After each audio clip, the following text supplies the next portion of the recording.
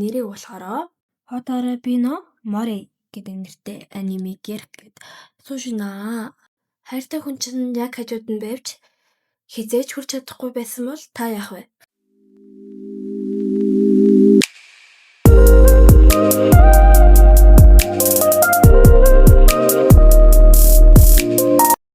Энэхүү дүү Хотароби гэдэг жаахан охиноос хэрдэг. Тэр дундаа хамаатныхаа ахын дэрээд ой дундуур явж байгаад төрчихөв. Нар жаргаж зам харагдахгүй уйлцах үед нь мас зүсэн цагаан астай нэгэн хүү түүнийг олж харна. Тэр хүүг Гин гэдэг. Гин Хотароог завжилдаг.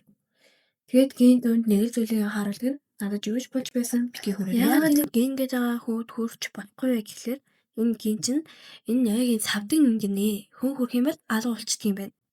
Хотароо чихэндээ айж байсан ч түүнээс халамжлаа нэрийг мэдрэгддэг. Дараа жилийн цун Хотароо дахин нөгөө ойдоо ирсэн байлаа.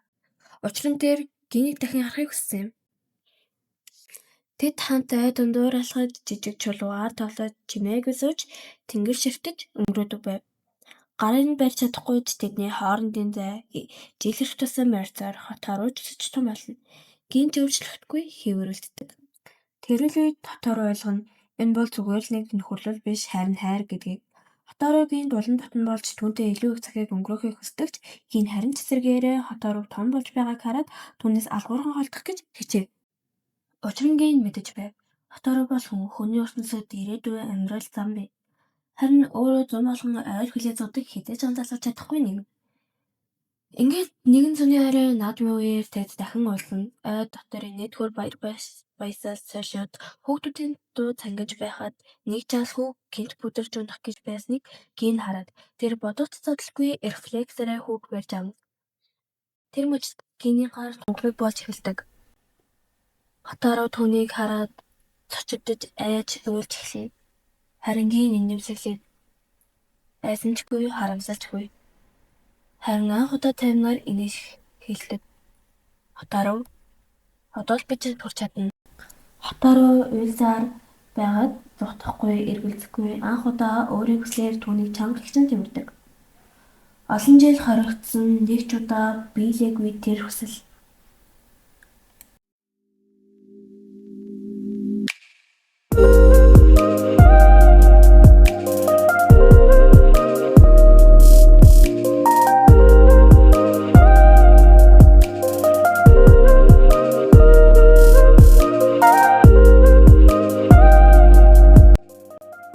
Зарим хайр эдэмчих гэж биш.